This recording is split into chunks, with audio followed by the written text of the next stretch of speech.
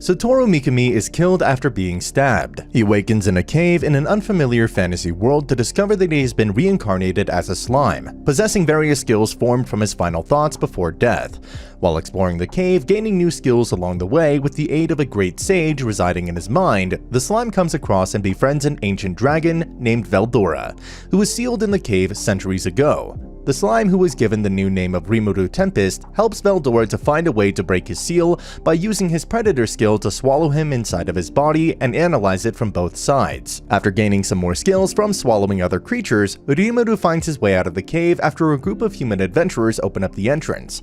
Rimuru then encounters a group of goblins, who ask for his help in protecting them against the group of dire wolves. Working together with the goblins, Rimuru battles against the dire wolves and kills their leader, forcing them to surrender. Convincing the goblins and direwolves to live together in harmony, Rimuru gives them all names, but then passes out for 3 days due to overexhausting his magic. When he wakes up, he discovers the names he had given to the goblins and direwolves had caused them all to evolve. Realizing that the goblins have no skills to craft houses and clothes, Rimuru and a small group set off to the town of Dworgen to seek help from dwarf artisans. Arriving at Dworgen with Gobita the goblin, Rimuru ends up getting in a fight with some thugs and is thrown in jail. Rimuru is eventually set free after providing the guards with potions and is introduced to Kajin, the blacksmith. Using the magisteel ore he had gathered in the caves, Rimuru helps Kajin fulfill an order of longswords in exchange for his help in providing artisans for the goblin village. As Rimuru and the dwarves celebrate at an elf bar, a figure approaches. A fortune-teller elf decides to predict Rimuru's destined one, showing him of a vision of a girl parting ways with her family. When Vesta, the minister who ordered the swords, arrives and insults Rimuru, Kajin punches him in anger, resulting in both him, Rimuru, and the other dwarves getting arrested and put on trial. During the trial, the hero king Gazel Dwargo, who has a history with Kajin, exiles him and his men, who join Rimuru as his team of artisans. After also exiling Vesta for his dishonest actions, Gazel, noticing Rimuru's connections with Veldora, dispatches a ninja to follow him. When the group of adventurers who discovered Veldora's disappearance from the cave, Aaron, Kaval, and Guido, are ordered by a guildmaster to investigate the forest, a masked girl named Shizu asks to join them. When they run into trouble, they are rescued by Rimuru, who recognizes Shizu from the elf's vision. As Shizu reveals she was summoned to this world from Japan during the war, Rimuru shares some of his memories of a modern, peaceful Japan. What Rimuru doesn't know, however, is that Shizu's summoner, the demon king Leon Cromwell, has made her the vessel of the fire spirit Ifrit. Shizu recalls the anguish she felt when the Ifrit inside her killed her friend after considering her an enemy. Just as Shizu prepares to leave with the adventurers, Ifrit once again takes control of her and unleashes his flames upon the village. With his water attacks proving ineffective, Rimuru copies Aaron's ice magic spell to take care of Ifrit's minions. Discovering that he is immune to fire attacks, Rimuru uses his predator ability to swallow Ifrit, separating him from Shizu in the process.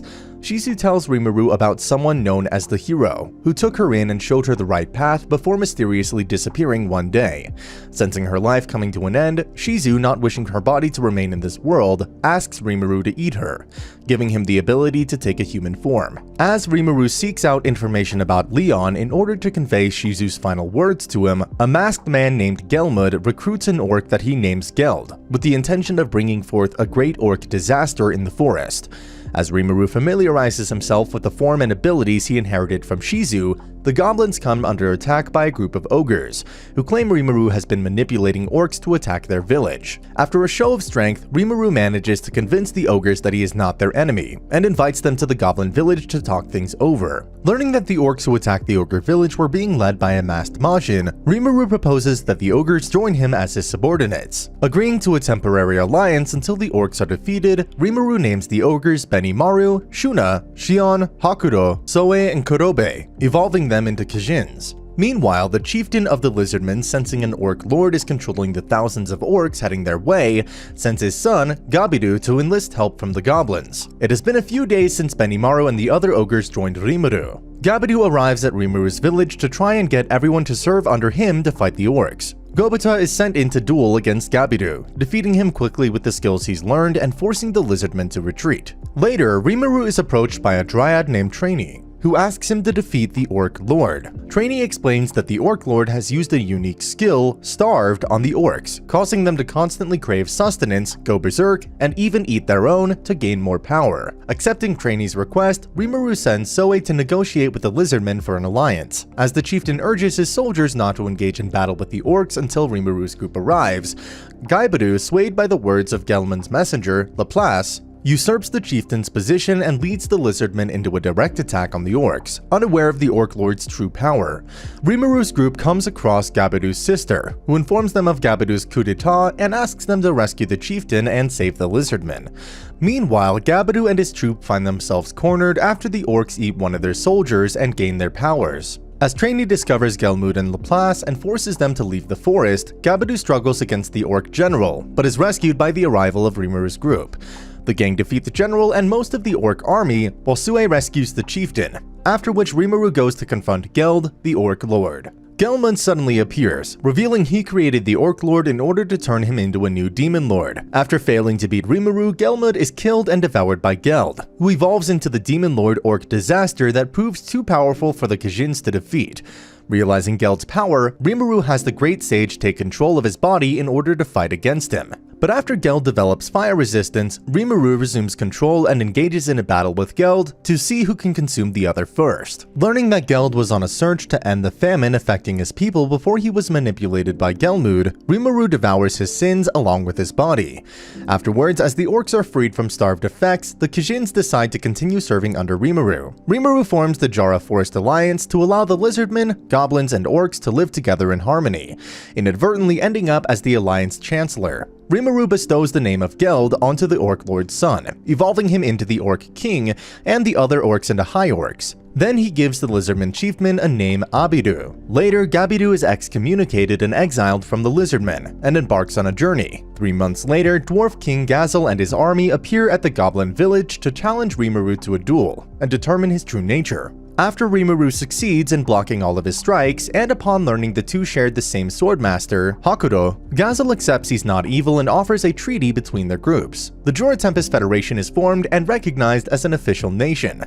2 days after forming an alliance with Rimuru, Gazel visits again, bringing Vesta, who apologizes to Rimuru and Kaishin for the trouble he had caused in the past, and begins to work for them as a researcher. Gabidu and his sister, along with several other lizardmen, also become Rimuru's servants, evolving into dragon newts after Rimuru names them. Sometime later, Milim Nava, one of the demon lords, takes an interest in the Jura Forest after the Orc Lord's defeat and approaches Rimuru. Fearing for their master's safety, Ranga and the Kijins appear to defend Rimuru, but can do little against her overwhelming power. In the end, Rimuru calms Milim down by putting some honey into her mouth, and the two become friends, with Milim deciding to live at the village with him. Rimuru's council gets concerned with Milim and Rimuru's new friendship, as the other demon lords can view it as a threat to their balance of power. Vesta succeeds in developing a full potion to equal Rimuru's potions, prompting Rimuru to accept negotiations to develop low potions in the city. Just then, Phobio, Beastkeeper of the Demon Lord Carrion, comes to Tempest with the intent of taking it over, but is promptly dealt with by Milim before Rimuru resolves things peacefully. Offering Milim a new weapon in exchange for information, Rimuru learns that the other demon lords have their sights set on him for foiling their plan to create a puppet demon lord. Later, the Border Survey Corps, led by a man named Yo, joined Aaron's party, come to Tempest, where Rimuru asks them to take credit for defeating the Orc Lord. Meanwhile, the demon lord Clayman takes an interest in a powerful beast known as Charybdis and sends Tyr the Harlequin to investigate. While Phobio fumes over his humiliation at Milim's hands, Tyr and Footman, two of Clayman's Harlequin, approach and convince him to become a demon lord himself so he can get revenge on Milim. All he must do is let Charybdis possess his body and maintain control. Phobio breaks the seal on Charybdis, Tyr reveals she was under orders to revive Charybdis and send it Milim's way. Trainee's sister, Traya, warns Rimuru of the arrival. Born from a cloud of Veldora's magicules, Charybdis is the mindless ruler of the skies, focused only on destruction. It has summoned 13 Megalodon from the spirit world to aid in its rampage, and is heading to Jura. Rimuru and the Dworgen Empire prepare for battle. Assisted by 100 Pegasus Knights from Dworgen, Rimuru's forces destroy the Megalodons and attempt to destroy Charybdis with a full-scale attack, but fail. Rimuru then battles Charybdis himself, only to discover it's possessing Phobio, and its true target is Milim. By Rimuru's request, Milim defeats the Charybdis while sparing Phobio's life. After the battle, Phobio apologizes for all the trouble he caused, and his master, the Demon Lord Carrion, establishes a non-aggression pact with Tempest. Rimuru and the others finally discover that all the troubles they had faced recently were caused by Clayman's Harlequin. The city celebrates its victory with filleted Megalodon. That night, Rimuru has a dream about Shizu's regret over not being able to help her students, 5 children brought to this world. Rimuru goes to the kingdom of Ingracia with Ranga to see them. There, he meets Yuki Kagurazaka, the Grandmaster in charge of the children, a teenager himself. Yuki arranges for Rimuru to teach Shizu's students, but warns him that while the two of them are otherworlders who came here, the children are summons meant to be weapons for the summoner. They have so much energy in their young bodies that it will kill them within 5 years. Rimuru vows to honor Shizu's wish and find a way to save them. Shizu's students don't show Rimuru much respect, so he decides to show them the difference in their skill in a series of duels. Kenya uses fire magic, Chloe water magic, Gale fires magic bullets, Ryota uses body enhancements, and Alice uses puppetry to control toys to attack him. They lose and accept him as sensei. Rimuru visits Trainee, believing the children will survive if inhabited by superior spirits, since Shizu was summoned as a child but lived to adulthood possibly because of Ifrit. Trainee directs him to the dwelling of spirits, but with the Queen of Spirits the Dryad once served dead, they have lost their link to it and no longer know the entrance. While on a picnic with the students, they see a sky dragon heading to the capital, and Rimuru interferes and eats it with gluttony. Mjolnir, a merchant Rimuru's appearance saved, invites them to dinner. Mjolnir knows who Rimuru is, and Rimuru invites him to come to Tempest to help them sell their wares. He agrees. Mjolnir's assistant asks the Queen of Spirits to protect the children after dinner. She tells a curious Rimuru she came from a village near the dwelling of spirits.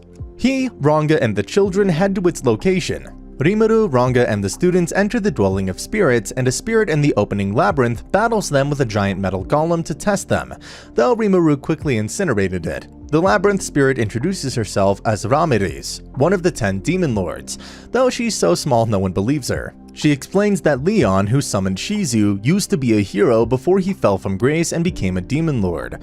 Likewise, she used to be the Queen of Spirits before dying and returning as a demon lord. In exchange for creating a new golem for her, Ramiris agrees to aid Rimuru in summoning superior spirits. A plethora of inferior spirits answer the prayers of Gale, Alice, and Ryota, so Rimuru devours them and turns them into 3 new superior spirits, which successfully inhabit the 3. Kenya summons and is inhabited by a superior spirit of light. An unknown spirit-like being appears, Veldora reacting to its presence. Despite Ramiris' attempt to stop it, as she feels it is dangerous, it still possesses Chloe. Regardless, the dangerous energy in the 5 children has calmed, so they'll not die in a few years. Rimuru makes a new golem for Ramiris and they return to Ingracia. Yuki finds it unlikely the nations that abandoned the children will try to take them back, so they should be able to live normal lives. Rimuru doesn't tell Yuki how he saved them. Rimuru thinks about the past 2 years and declares all their problems have been solved.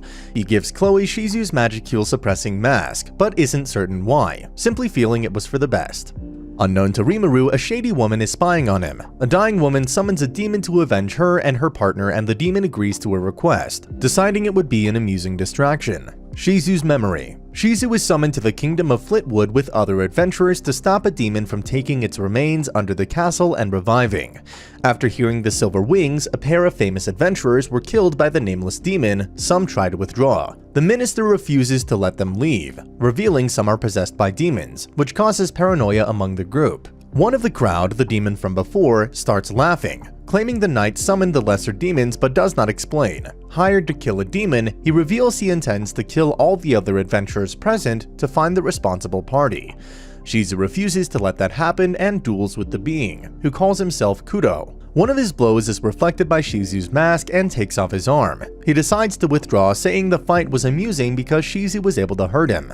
Afterwards, Shizu recalls how Leon told her the most powerful demons were the progenitors, known by colors like rouge, red, and noir, black. One of the knights summons her to King and takes her beneath the castle. It is revealed the king and minister were puppets of the same demon she was hired to stop, who has taken on the persona of Orthos, the hero who previously defeated him, thus gaining the name Orthos and becoming an archdemon. They intend to sacrifice the adventurers and Shizu, who is still worn out from her fight, to regain his full strength. Orthos is able to defeat her, but Kuro timely appears and kills the king and minister. He reveals he was summoned by the dying Silver Wings to avenge them and keep his promises. He scolds Orthos for being overconfident despite being a dependent of Rouge and destroys his soul. Officially, the king and minister were killed by Kuro, who Shizo then defeated. As long as they keep their story straight, Kuro says that he has no reason to target Shizu before leaving. In the post-credits, Kuro observes Rimuru through a scrying glass and declares that next time Rimuru will lead him, quote, to the truth of this lost world. And that's the end of the video. As always, if you liked what you saw, subscribe to the channel. I'll be uploading a lot of videos just like this, so I'll see you at the next one.